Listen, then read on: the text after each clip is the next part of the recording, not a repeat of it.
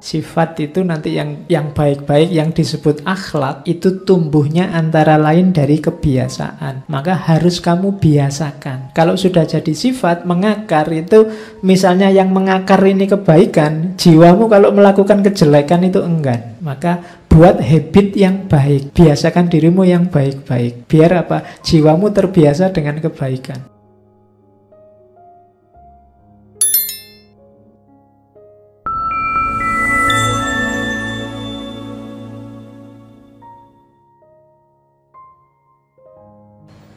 Oke, bismillah. Assalamualaikum warahmatullahi wabarakatuh. Bismillahirrahmanirrahim. Alhamdulillahi rabbil alamin.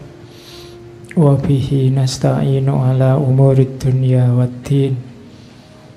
Allahumma sholli wa sallim wa barik ala habibina wa syafi'ina Sayyidina wa maulana Muhammadin wa ala alihi wa ashabihi wa man tabi'ahum bi ihsanin ila yaumiddin. Bismillah. Kita lanjutkan ngaji kita malam hari ini. Meskipun ya LCD-nya sudah agak error, tidak apa-apa, LCD tidak penting. Ya, satu-satunya teman-teman ngaji saya sering pesen yang harus jadi perhatian adalah ilmunya. Bahkan saya juga tidak penting. Ya, yang penting ilmunya. Tanpa ada saya juga tidak apa-apa, mungkin ada yang lain yang ganti. Saya sering bilang, ayo ditata niatnya, ndak usah ditarget macem-macem, yang penting nyari ilmu. Ndak ada ijazahnya di sini, ndak ada gelarnya, dan ndak ada ujiannya juga. Kamu nggak usah takut nanti diuji, ngerti apa ndak. Wong ini cuma nyari ilmu, bahkan paham atau ndak juga ndak masalah. Yang penting sudah cari ilmu. Syukur-syukur dari setiap sesi kita ada sedikit-sedikit yang bermanfaat. Saya tidak kegeeran untuk menyatakan bahwa ngaji ini sangat manfaat juga ndak. Ya sidik-sidik untung lah boleh. Paling ndak kan seminggu sekali di malam hari waktumu ada yang dipakai untuk melakukan sesuatu yang baik, kan itu aja. Ndak usah menarget macem-macem. Nggak usah bercita-cita jadi filosof. Nanti kalau kamu pinter filsafat, ya filosof dewe. Nggak usah bercita-cita jadi ulama. Kalau kamu pinter, ya ulama-ulama sendiri. Jadi ngaji juga begitu. Ini kan sifatnya merayu Allah biar berkenan menganugerahkan ilmunya dengan kesungguhan kita dan niat baik kita. Oke. Kita mulai, kita masih ada di sesi psikologi. Kebetulan psikologi kita bulan ini masih belajar dari saudara-saudara kita dari Barat. Kita belajar gimana teman-teman yang di Barat membaca tentang jiwa. Apa di Islam tidak ada, di Timur tidak ada, banyak dan luar biasa. Cuma ya giliran, Barat dulu nanti Timur. Wawasan kita kan harus imbang. Dan jangan dikira kalau urusan-urusan batin, urusan jiwa, orang Barat itu juga tidak punya gagasan-gagasan original. Banyak. Dan malam ini kita ketemu Gordon Allport, yang mahasiswa psikologi pasti kenal beliau. Agak beda gagasannya dengan tradisi psikoanalisis Freud. Hampir semua cara berpikir psikologi modern itu kan bau psikoanalisis. Tapi kalau Allport enggak. Dia enggak terlalu setuju dengan gaya psikoanalisis. Sedikit mereview, minggu lalu kita ketemu Gustav Jung. Semoga ada manfaatnya. Harus diingat, ternyata katanya Jung, dalam dirimu ada sisi gelap dan juga sisi baik. Jangan lupa itu. Jangan merasa bahwa dirimu itu hanya kebaikan-kebaikan saja isinya, kebenaran-kebenaran saja. Masih ada sisi gelapnya. Akui itu, kemudian kontrollah. Yang merasa jahat, merasa jelek, jangan khawatir, kamu juga punya sisi baik. Kamu pasti punya tipe-tipe ideal. Yang itu kemarin disebut archetype. Sementara yang jelek kita punya shadow. Itu minggu lalu ya, paling enggak dari Jung kita bisa belajar itu.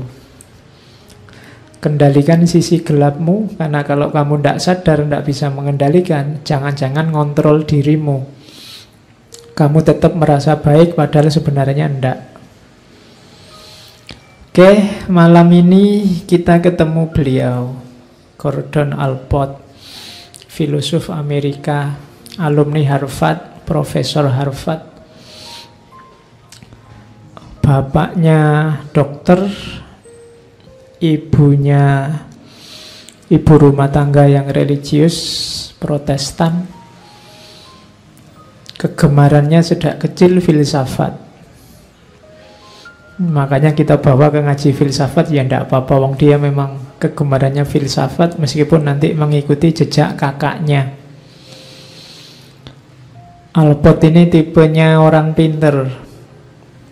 Jadi dia sibuk terus dengan pikiran-pikirannya sampai kehidupan sosialnya agak terbengkalai. Dia ini soliter. Soliter itu suka menyendiri, sibuk dengan pikirannya. Saya tidak tahu teman-teman ada tidak yang punya tipe semacam ini. Orang semacam ini biasanya nanti tangguh di bidang keilmuan. Meskipun ada risikonya juga, kadang agak jauh dari dunia ramai. Kamu menyebutnya kadang tidak gaul. Kalau hari ini mungkin jarang ya. Kamu sibukmu paling sama HP-mu. Baru pinter sedikit, cepet-cepet pengen posting. Baru ngerti apa sedikit, cepet-cepet pengen posting. Pengen pamer sama temanmu bahwa kamu paham sesuatu. Kadang-kadang ya kamu tidak paham, cuma kok ini kelihatannya bagus ya, terus kamu ikut-ikutan nge-share. Sibuk terus kita di situ. Kita kekurangan pemberdayaan diri.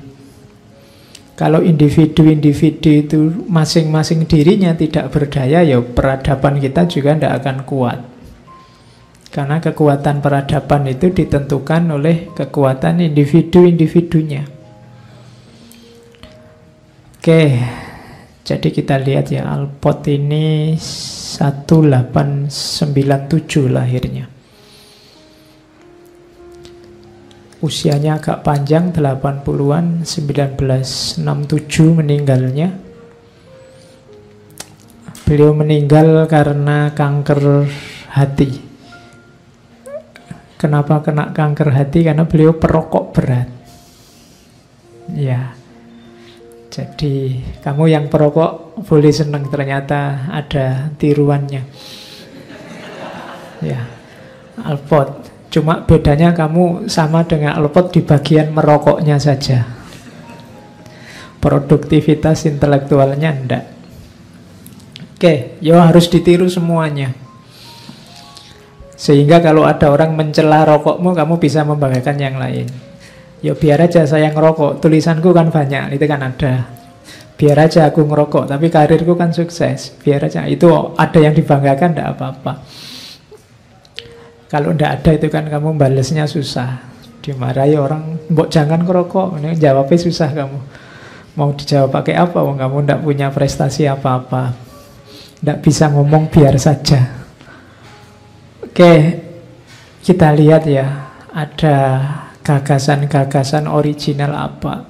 Menurut saya nanti kita bisa belajar banyak dari Allport untuk memahami diri kita.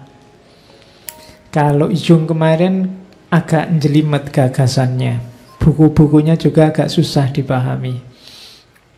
Tapi Alport lumayan, menurut saya tingkat kesulitannya tidak serumit minggu lalu. Oke, kita lihat. Dia ini sebenarnya awalnya mengidolakan Freud. Cuma dia tidak terlalu setuju dengan gaya psikoanalisis Freud dan kawan-kawan ketika yang diubek-ubek kok bawah sadar terus. Padahal hidup ini kan mainnya tidak di bawah sadar terus. Hidup ini kan kuncinya malah di level sadar. Tapi kok bayangannya Freud itu orang itu disetir bawah sadarnya terus. Itu Alport tidak setuju. Satu ketika Alport ini berkunjung ke rumahnya Freud. Alport masih muda, belasan tahun. Masuk ke ruangannya Freud, didiemin sama Freud. Freud diem aja, ndak nyopo-nyopo. Kan psikolog mungkin biasa ingin ngetes, ingin nguji psikologi orang yang berkunjung. Karena Freud diem aja, Alport terus nyari bahan pembicaraan. Terus Alport ingat waktu dia ke rumahnya Freud, dia naik kereta, dan di kereta itu ada anak kecil yang agak paranoid. Jadi anak kecil ini tidak mau kotor. Naik kereta nggak mau kotor, kalau deket orang agak kotor dia minggir.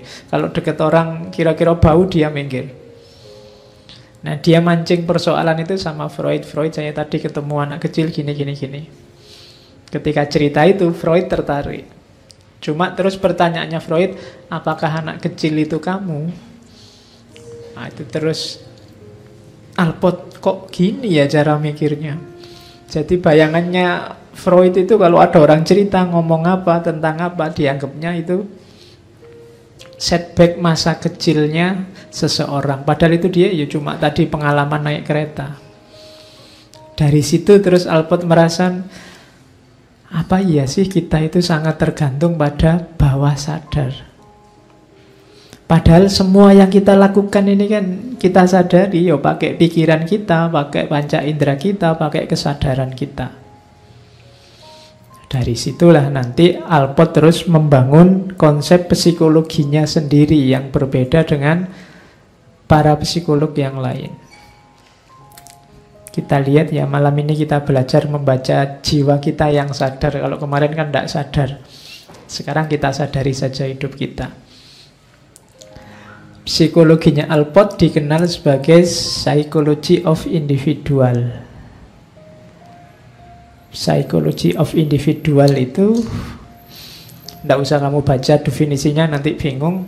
Intinya setiap orang itu unik, wis gitu aja.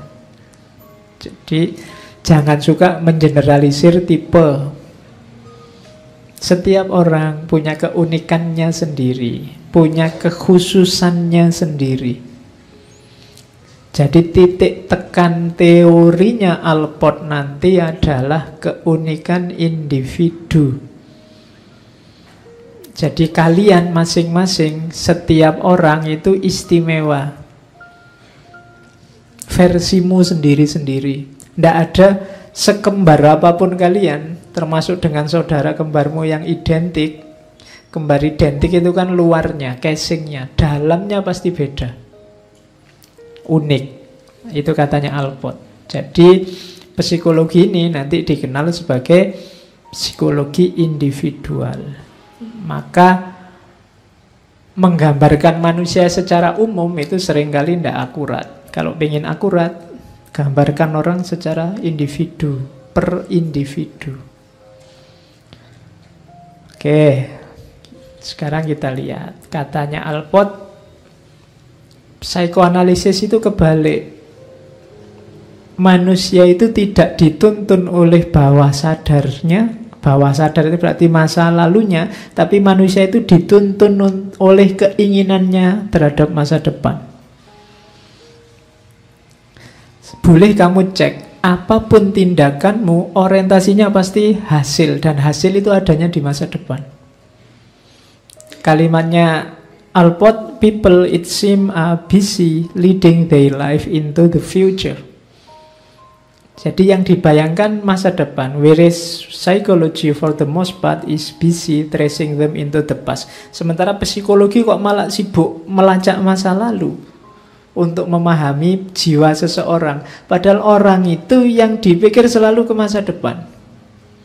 Kalian ngaji ini kan mengharapkan besok pinter filsafat, ngerti sesuatu, bisa selalu untuk yang akan datang. Kenapa tidak punya pacar kamu gelisah? Karena kamu mikir ke depan, tidak mikir sekarang. Iya kan, kamu mikir, waduh kok jomblo ya, jangan-jangan besok tidak bisa kawin kan, kamu mikirnya ke depan. Kamu kan tidak pernah berpikir sekarang dan hari ini. Kalau sekarang dan hari ini itu mungkin kamu dalam banyak hal tidak gelisah, tidak terlalu galau. Tapi kan kamu berpikir ke masa depan. Kamu nakal itu bapakmu gelisah, itu bukan sekarang kan. Besok kamu mau jadi apa, masa depan. Sekarang nilaimu jatuh kan kamu mikir sekarang, kira-kira aku bisa lulus enggak besok. Selalu mikirnya besok. Tindakan yang menuntunmu apapun pasti demi masa depan. Kamu tadi ngambil kopi, susu kamu bawa ke sini, itu kan mikir biar nanti tidak ngantuk. Itu kan masa depan. Motifnya selalu motif di depan, tidak di belakang. Jadi katanya Albert kebalik. Melihat kesadaran orang itu bukan dilacak di belakang, tapi dilihat orientasi ke depan. Karena manusia itu selalu berorientasi ke depan. Jadi, to understand what a person is, it is necessary always to refer to what he may be in the future. Pahami orang dari orang ini inginnya jadi apa besok, cita-citanya apa. Nanti akan kelihatan kenapa dia begitu. Oh, itu katanya Alport. Oke, sekarang kita bingung ya. Kemarin ngaji Jung, kelihatannya kok ya benar kita diatur oleh bawah sadar. Sekarang ganti Alport beda lagi. Yang benar yang mana? Yos, kamu pilih saja. Paling tidak sekarang wawasanmu luas. Jadi kamu ngerti, oh hidup itu bisa dipikir kayak minggu lalu, disetir oleh masa lalu, bisa dipikir kayak sekarang, sebenarnya hidup itu menuju masa depan. Yang benar yang mana Pak? Lihat situasinya. Saya sering bilang ilmu itu kayak senjata, koleksilah sebanyak mungkin, karena setiap ilmu ada titik-titik benarnya sendiri. Tinggal kamu pas apa ndak makainya, kan cuma itu. Kalau ilmumu banyak, senjatamu banyak, menghadapi situasi apapun, kamu tinggal milih mau pakai apa. Oh, kalau ini cocoknya pakai teori ini, kalau itu cocoknya pakai teori ini. Mungkin orang tertentu cocoknya pakai masa lalu, yang ini cocoknya pakai masa depan. Tinggal dilihat situasi orangnya, lihat kasus per kasus. Kalau senjatamu hanya pisau, waktunya kamu makan, kamu susah. Karena waktu makan kamu butuh sendok. Waktunya kamu mandi susah, karena kamu waktu mandi butuh gayung. Jadi kalau senjatamu banyak bisa. Oh, ini waktunya mandi, yang dipakai gayung. Oh, ini waktunya masak, yang dipakai pisau.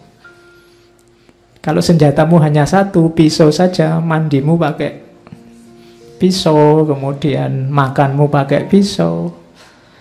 Hari ini kita banyak begitu. Orang yang tidak mau nambah wawasan lagi, merasa dirinya sudah pasti benar, nanti untuk banyak hal, banyak situasi, senjatanya ya itu terus. Dan itu sering nanti jadinya kontraproduktif, tidak cocok sama hasilnya. Kenapa kamu salah pakai senjata? Kan sering saya ilustrasikan ya, kalau untuk orang yang sedang berjuang, senjatanya kasih semangat. Tapi orang yang sedang males, jangan disuruh sabar senjatanya, tapi suruhlah dia bangkit. Ini kan senjata. Orang yang sedang putus asa, kasih dia harapan. Orang yang terlalu GR, kasih dia nasihat untuk tahu diri. Kan ini namanya senjata-senjata. Iya. Nanti orang GR kamu kasih harapan, tambah GR dia. Tunjukkan di mana batasnya, kan ngono. Itu namanya senjata. Maka tugasmu menurut saya sekarang nambah ilmu saja sebanyak-banyaknya biar senjatamu banyak.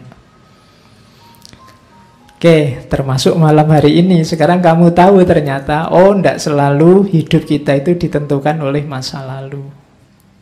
Bisa juga dibaca sebaliknya. Kita hidup itu demi target di masa depan, jadi kesadaran kita itu mengarah ke depan. Itu yang dibaca oleh Alport. Oke, sekarang kita masuk ke definisi. Itu ada definisi lama sama definisi baru. Alport ini orangnya aktif, reflektif. Kalau bahasa filsafat dia termasuk juga eklektis. Eklektis itu dia ngambil dari banyak sumber. Maka dia bolak-balik merevisi definisinya. Kabarnya ketika dia mendefinisikan kepribadian saja, itu direvisi sampai 49 kali. Bayangkan kalau kalian kan ada definisi langsung mbok apalkan. Kalau Alport tidak, dikritisi sampai 49 kali. Makanya yang atas sama yang bawah itu separuhnya sama, tapi di bagian belakang beda. Meskipun maksudnya sama. Jadi katanya Alport, kepribadian itu organisasi dinamis dari sistem psikofisik yang menentukan penyesuaiannya yang unik terhadap lingkungan. Saya tidak yakin kamu paham. Ya, tidak usah dihafalkan makanya, wong kamu tidak paham. Yang kedua diubah yang belakang, karakteristik, perilaku, dan pemikirannya. Ini saya lewati karena susah dipahami. Kita potong-potong definisi itu biar jelas maksudnya Alport. Apa sih kepribadian itu? Kepribadian itu dynamic organization. Tadi kan organisasi dinamis. Dynamic organization itu apa? Dinamik itu kan dinamika berubah-ubah. Organisasi itu ada strukturnya. Berarti apa? Kepribadian itu berubah dan berkembang. Struktur dirimu yang bisa berubah dan berkembang. Dulu waktu kecil kamu kepribadiannya seperti apa, sekarang seperti apa. Dulu waktu kamu masih di pondok kepribadianmu seperti apa, sekarang di kampus kepribadianmu seperti apa. Dulu kamu sabar, sekarang kok ngamuan. Itu biasa. Kenapa? Dynamic organization. Jangan dikira kepribadianmu itu paket jadi. Enggak, dia sifatnya dinamis. Dulu itu saya rajin loh Pak. Iya dulu, sekarang mungkin ya enggak. Wong ya kepribadian itu berubah. Itulah. Jadi dynamic organization. Jadi dalam dirimu itu, jiwamu itu ada strukturnya, ada polanya, cuma ini sifatnya dinamis. Yang kedua apa? Psychophysical system. Ini terjemahan bahasa Indonesianya susah, makanya pakai istilah psikofisik. Jadi psikofisik itu maksudnya apa? Ya, kepribadianmu itu utuh hubungannya antara lahir dan batin. Jadi kepribadian itu tidak cuma batin saja atau lahir saja, dua-duanya. Kepribadianmu baik itu berarti kalau jiwamu baik, lahirnya juga baik. Contohnya tadi misalnya rajin. Pak, saya itu rajin loh Pak. Oh iya, saya percaya. Kenapa? Karena setiap kali kuliah kamu datangnya paling awal. Nah, itu kan dalam jiwanya ada kerajinan, lahirnya juga rajin, maka namanya psikofisik. Lahir dan batinnya sama. Katanya cinta, tapi kok cuek? Mungkin belum psikofisik. Belum utuh, berarti masih setengah. Kalau cinta ya peduli biasanya. Kalau tidak peduli biasanya tidak cinta. Itu namanya psikofisik. Jadi kepribadianmu itu adalah paket utuh antara mental sama fisik. Jadi tidak bisa setengah-setengah. Kalau agama itu kan kalau antara iman dan Islam, dua-duanya harus ada. Imannya saja baru setengah, Islamnya saja baru setengah. Islamnya lengkap, Kamu ya sholat, zakat, puasa, tapi imannya tidak ada, kamu tidak percaya pada Allah, tidak percaya pada kitab suci, itu aktivitasmu tidak ada nilainya. Atau iman saja, tidak ada Islamnya, kamu percaya pada Allah, percaya pada kitab suci, pada Rasul, tapi sholat tidak mau, zakat tidak mau, puasa tidak mau, itu tidak utuh. Sama kayak orang bilang jatuh cinta, merasa jatuh cinta, tapi kayak tadi tidak peduli, WA tidak pernah, nganter tidak pernah, nraktir apalagi, berarti tidak. Ya. Atau sebaliknya, sering nraktir, sering jemput, tapi sebenarnya kamu tidak jatuh cinta, biasa aja Pak teman, berarti. Jadi tidak ada nilainya, wong yo tidak ada isinya. Jadi kepribadian itu psikofisik. Ada orang kok teriaknya maki-maki, misalnya, terus dia bilang, loh saya maki-maki ini demi yang baik-baik dalam diriku, tidak bisa. Kalau dalamnya baik, keluarnya juga pasti baik, itu psikofisik. Kalau keluarnya kasar, dalamnya juga kasar. Karena kepribadian itu paket lengkap. Saya Pak ngomongnya kayak gini, tapi hati saya lembut kok Pak, tidak bisa. Kalau keluarnya kasar, dalamnya ya kasar. Kalau enggak, kok enggak nyambung antara lahir sama batin, ada masalah dalam kepribadianmu. Kayak tadi loh, katanya cinta, saya cinta beneran kok Pak, tapi nraktir enggak mau, WA enggak mau, jemput enggak mau, ada masalah berarti. Atau sebaliknya, kamu capek-capek nraktir, capek-capek bela-belain, peduli, tapi kok enggak ada cinta di dalam, ada masalah dengan hidupmu. Kalau ingin tidak ada masalah, harus nyambung. Psikofisik. Maka kepribadian itu dinamika organis, lahir batin, determine. Determine itu menentukan. Dari situlah nanti muncul tindakan. Menentukan apa yang kamu lakukan atau tidak kamu lakukan. Itu kepribadian. Yang keempat, dia unik atau khas. Setiap orang beda. Gejalanya mungkin sama, ekspresinya mungkin sama, tapi setiap orang pasti ada keunikan-keunikannya sendiri. Bisa kamu rasakan. Mungkin kamu punya 2, 3, 4 teman, coba dirasakan keunikannya masing-masing temanmu, meskipun mungkin dia kelihatannya sama saja. Sama-sama satu kelas, mungkin sama-sama satu kos-kosan, sama-sama satu pondok, dari satu daerah, mungkin dari satu desamu, bahkan mungkin masih saudara. Tapi kamu pasti bisa merasakan bedanya. Setiap orang itu khas dan unik. Itulah kepribadian. Jadi kalau ingin lihat kepribadian dalam diri seseorang, lihatlah konstitusi dirinya secara utuh, yang itu tampak dalam tindakan-tindakannya dan mencerminkan dirinya secara khas. Oke, jadi ini 4 unsurnya kepribadian. Terus, nah, pribadi yang utuh tadi kalau di Alport disebut proprium. Kemarin di Jung juga ada. Jadi proprium itu diri atau ego. Itu namanya proprium. Sudah tidak usah dicari definisinya lagi. Persis kayak kemarin. Diri secara utuh itu disebut proprium. Di situ ada identitas, harga diri, perluasan diri, citra diri, macam-macam. Jadi gampangannya kalau katanya Iqbal, ketika kamu ngomong aku, keseluruhan akumu itulah ego. Definisinya apa Pak? Kalau susah mendefinisikan, pahami saja, rasakan.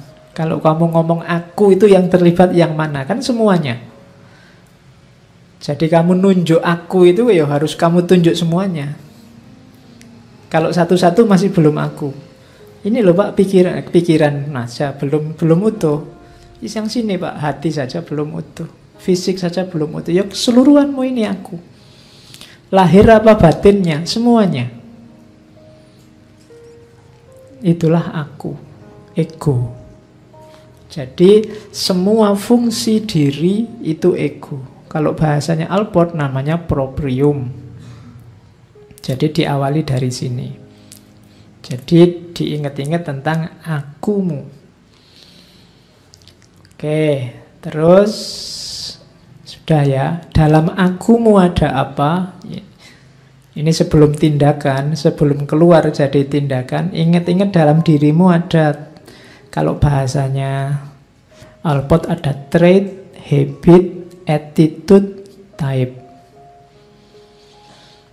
Psikologinya Alport ini sering disebut psychology of trait.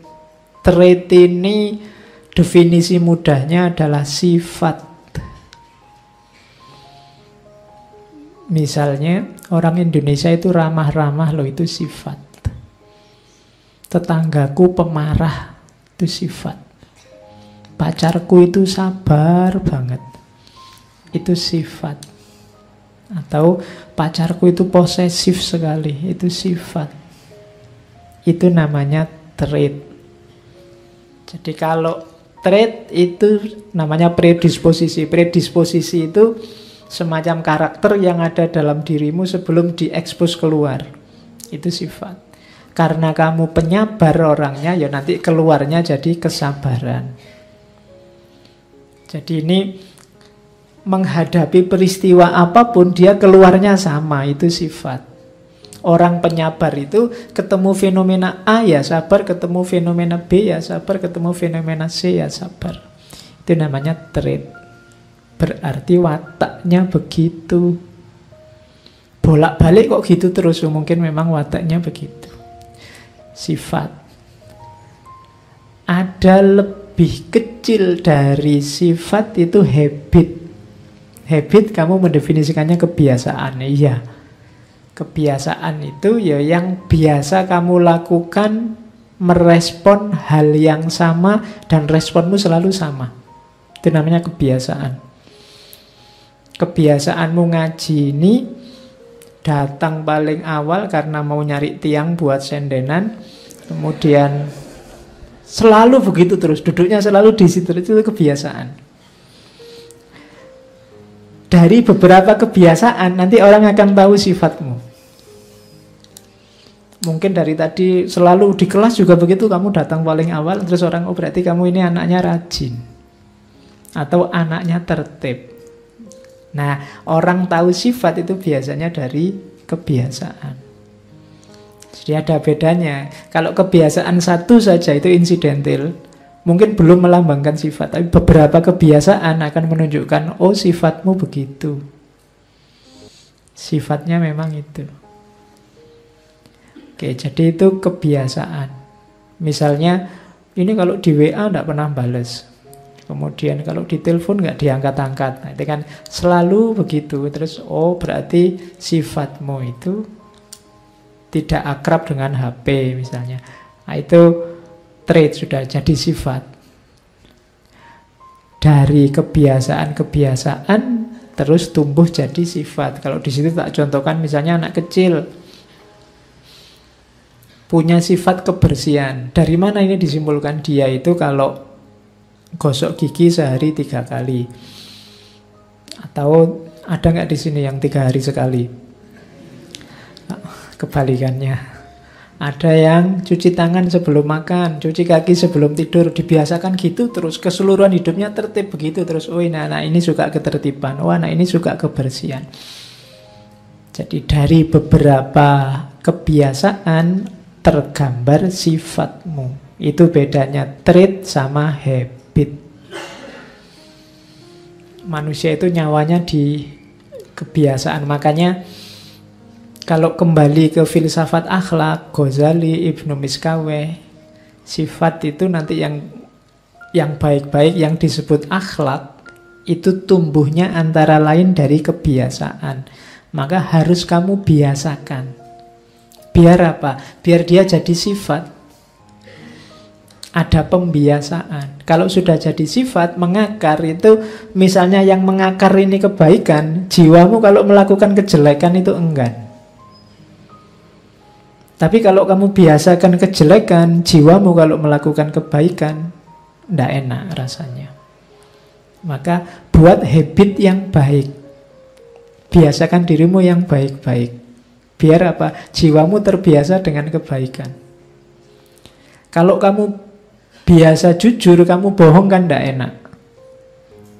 Sebaliknya kalau kamu biasa bohong, jujur itu rasanya aneh gitu kan.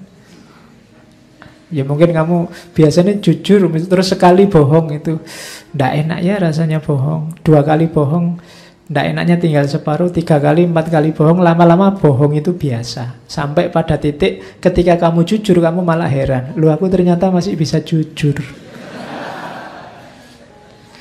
Kenapa? Tabiat jiwamu berubah sekarang.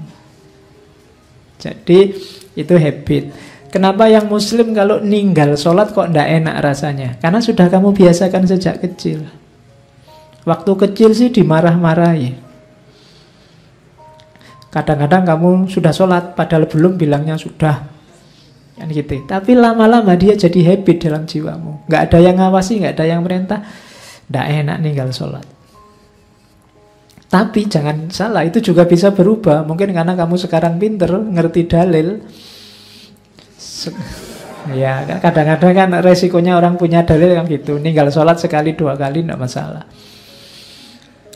Ada dalilnya, barang siapa tidak sholat Jumat 3 kali, maka dia ya dianggap kafir, dianggap murtad. Terus kamu kan terus ngitung, oh 3 kali loh Pak ya. Ini saya baru 1 kali, masih punya 2. Minggu depan tidak Jumatan tidak apa-apa, nanti baru Jumatan lagi. Itu kan matematikamu kan begitu.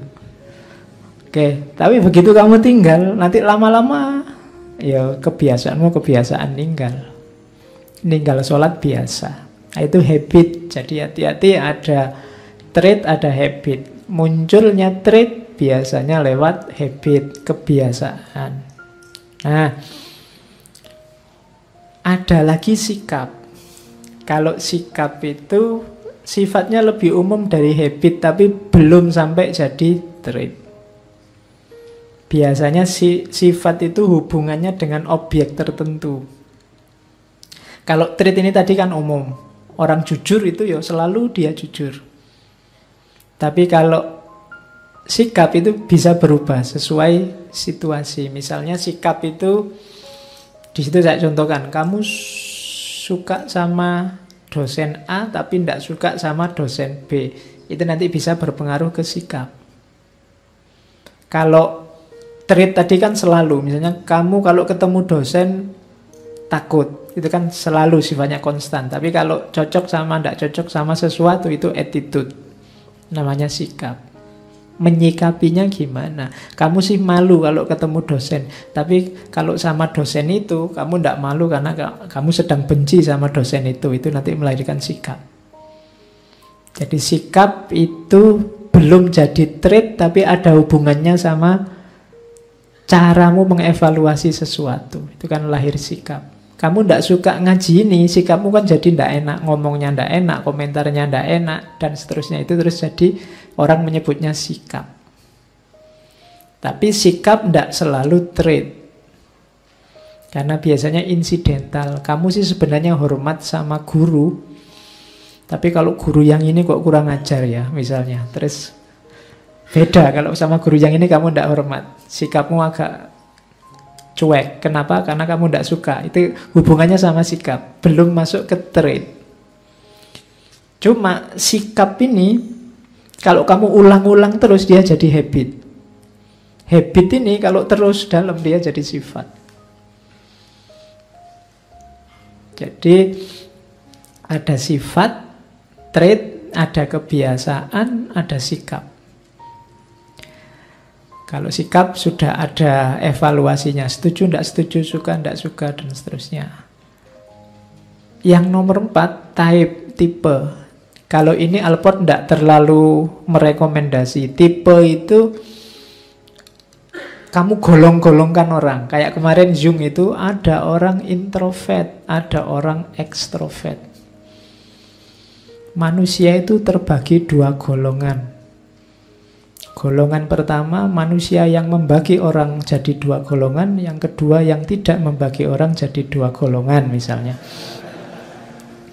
Itu kan tipe. Jadi tipe ini katanya Jung biasanya kan sifatnya umum, berlaku untuk semua orang. Ini sering absurd. Absurd itu ndak jelas.